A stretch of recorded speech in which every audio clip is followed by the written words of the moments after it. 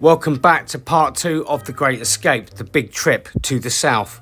If you missed it, check up on the last episode, but things are about to get seriously interesting. Sad to say, not in a positive way. Do like and subscribe the video to support me and help me out, as I'm about to lose my marbles with this one.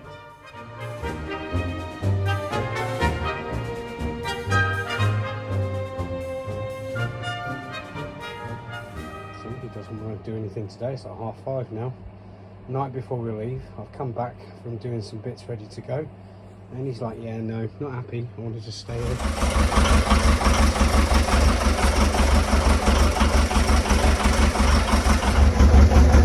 So here we are. It's the night before. It's 6 o'clock on Saturday night. Instead of partying or doing anything useful, just checking the engine's running. The engine is turning over, so that's a good start. Can't reverse. There's some engine thing disengaged. Just waiting for the mechanic to drop me a quick line and say what he's done to make that go on and off, because I'm totally not sure. And hopefully, by say 10 o'clock tomorrow morning, we'll be going.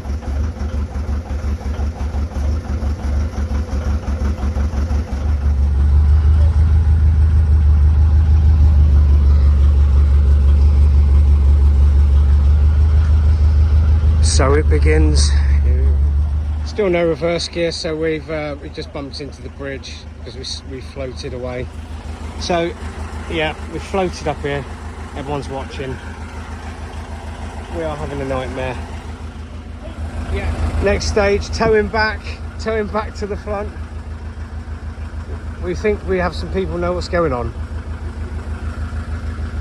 It shouldn't build up. Right, so we've got a loose bolt. Are you taking a picture of it? No, not a video. There he is, adjusting the bolts, tightening it up. Just down there. And you know what he did? He also moved that pipe out of the way. Oh yeah. Because that was impeding it. Ah. So all these years when Dave's saying this always been like that, moved the pipe and put the bolt in. Basically. Dramas. Right. Should be going straight ahead. This is the first movement out. So now can you see we're going to hit the side of that? So I'm now adjusting.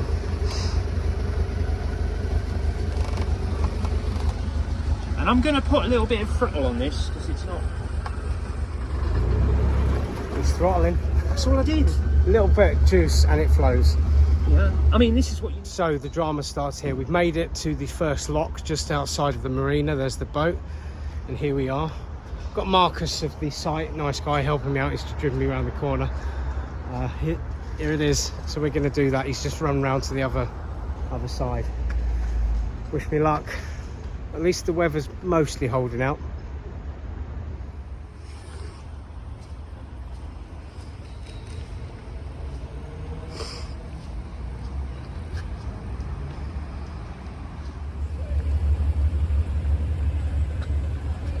Nearly done, but you know when it's done. So first lock done. Sorry I couldn't film much of it because it's a learning curve and I'm trying to do all this by hand, and here I'm trying to just pull in, so when I've got a bit sorted I'll give some feedback. So many locks in one go. No fear, I took my canopy down a little while after. There was just no bridges immediately and it was raining, so we kept it a bit dry for a while. So the first couple of locks done, we're going to get onto the Ashton Canal, and then I won't be too far, but we are late in the day because I had the reverse problem, but we fixed that, neighbouring boat. So hopefully now, temporary repair done and we're through the locks, and it shouldn't take more than another 6 hours.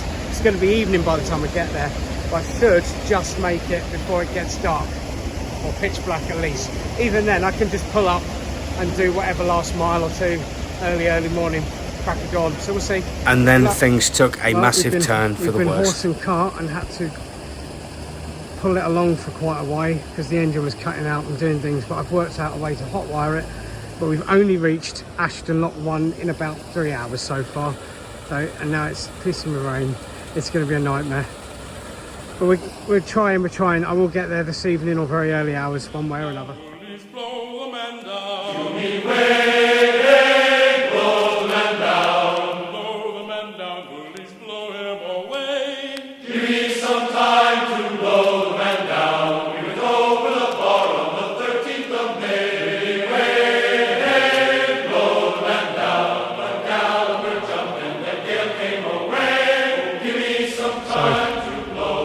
He's now left me because he's got to go back to work, but it's nice of him. He's helped me for a few hours there just to get through here. But all the effort to get around 3 or 4 locks, into context, just behind these buildings to the left is the marina I came from, so that's just to get all the way around there.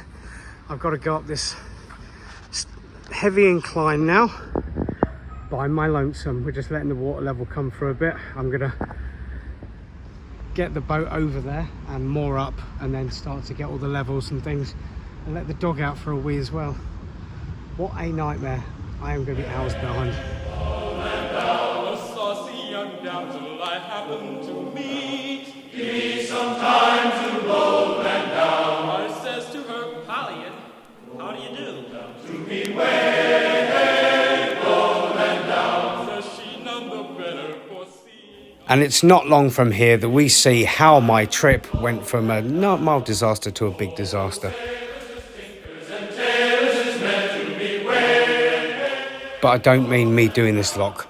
All of us coming to see you again. Oh, give me some time to blow the man down. So we'll blow the man up, we'll blow the man down. To me way, blow the man down. We'll blow him away into Liverpool town. Give me some time to blow the man down. So, unlikely, I bumped into Dan. Dan is a guy that organises some meet-up groups and things, and he was just there. I think he saw my video and knew I was moving today, so he's came over and found us, and then he's come back later in the afternoon, just as well, because I'm hours and hours delayed because the engine cut out and wouldn't start again. And it's me doing the locks on my own here, so God help me. Hopefully, from now on, it's going to be a late start over there. It's going to be a late night, but we should get there.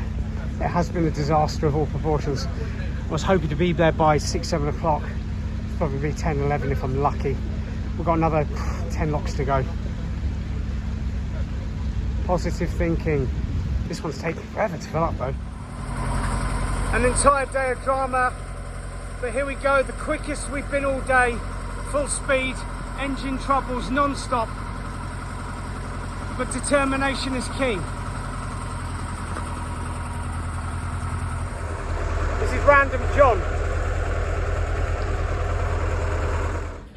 So the engine hasn't started for quite a while, so for a few miles I've been pulling it by rope. So we thought we got rid of horses, but here I am pulling this entire boat about 6 miles. And there's Dan in the background, giving it a bit of buoyancy, and John, who came to our rescue, who my mum found on Google, but I'll go into more on that on a commentated part later. Sorry about the camera work. It's all handheld, and I've got to pull a boat from New Zealand to Marina, Manchester and Coates to Drawston, and it's already about 6:30, so we've all day so far. Anyone else had to do this, or is it just me? But desperate times, I have to get this done tonight.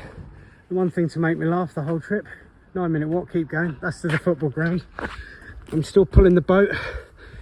I need to check the exact mileage from, Mike here is trying to start in the background, it's a bit quiet, so right way back. We've pulled it a few miles. So, yeah, the question earlier was, has anybody ever been stupid enough or desperate enough to hand pull a canal boat 5 or 6 miles?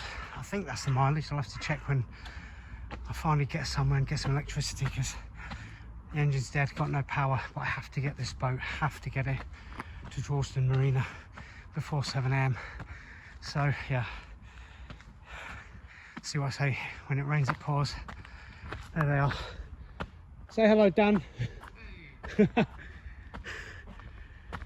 So I'm going to keep pulling, guys. Wish me luck.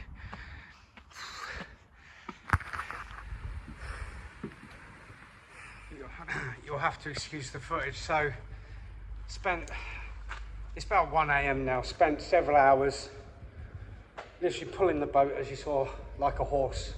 Just desperation to meet this deadline for 7, 8 AM. I got so far, the engine just completely stopped running. We got it running for a bit and it died. So now my battery on my phone's dead. Obviously I've got no water, no gas, no electricity. I fell in the canal because I had to keep pushing it away from the bank. A friend of mine, as you saw, he passed by and helped me for a lot of the day. So thanks, Dan, you got me way up the road. And then a guy, John, who I'll sort of look into a bit when I've got some energy and electricity and stuff. He done a lot to help and came out. He's something to do with a marina somewhere up the road. He manages it or something like that. Mum found him on Google. But needless to say, I am maybe 2 miles. That's it. 2 miles from where am I going? My brain's dead. My brain is fried. I'm 2 miles from, well, Portland Basin or Droylsden Marina, where the boat was getting lifted out. And there was a group of boats. This is it, boat community. Some guys and girls taking a couple of narrowboats and some pleasure boats. They were like, yeah, all right, we'll tow you, we'll get you up the road. But one guy was very upset that he was left behind with me, and I was like, well, I'm doing all the locks. I was doing 3 locks at the same time, running backwards and forwards to get them all through. And even though he wanted money, he said, I'll give us 100 quid and I'll do it. I went, fine, sorted, I'll do that. This is a desperate situation. They left me behind. So they've left me on this stretch of the Ashton Canal, one of the dodgiest places in the country. Not that I'm particularly worried. I'm under this bridge down here with the lights. I've had to moor up here because I cannot move. And he said, well, it's late now. No, if you, I ran all the way up. I found him up the canal because I was pissed off. And he said, well, if you can just, you know, pull it up there, then you know what, we'll tow you in the morning. We'll get up early. I'm like, how am I going to tow it up this massive on my own with no engine? I can't pull it and do that. So he knows it's impossible. So he basically deserted me on the canal. So I've had to, well, my mum's going to do it because my battery's going to die any second. Just get this, I'm going to go find a petrol station or something. See if they'll let me put my phone on charge for half hour. Just taking the dog out. Where is he? There for a walk. Poor bugger was stuck in there quite a while. He's eating grass again. I'm going to see if I can get some juice in the battery. Send her the phone numbers. She's going to phone them early morning for me. I'm just going to get my door alarm on. My security floods work anyway because of that, and I've got the lights out here. I'm just going to get my head down and hopefully the mechanic can come out and find the boat tomorrow early and help me. If not, I have to leave the boat unattended here, which, yes, I know is a terrible idea. I have to be down in Middlesex and London. I have to be there for Tuesday morning, which means I've got to travel tomorrow. I'm going to have to try and get the dog on the trains and everything, and just, I've got a job centre appointment for accommodation stuff and extra proof, which if I don't get to, they won't cover my mooring fees, because obviously I left my job and I've got 2 very important interviews at 2 very prestigious locations straight after that in central London. So yeah, I could probably go do those, drop the dog with my mum or something, and then just get the train back here and hope that I live here. But I've got no electric, no gas, nothing. So what am I going to do for however many days, or I don't know. It's just awful, just bloody awful.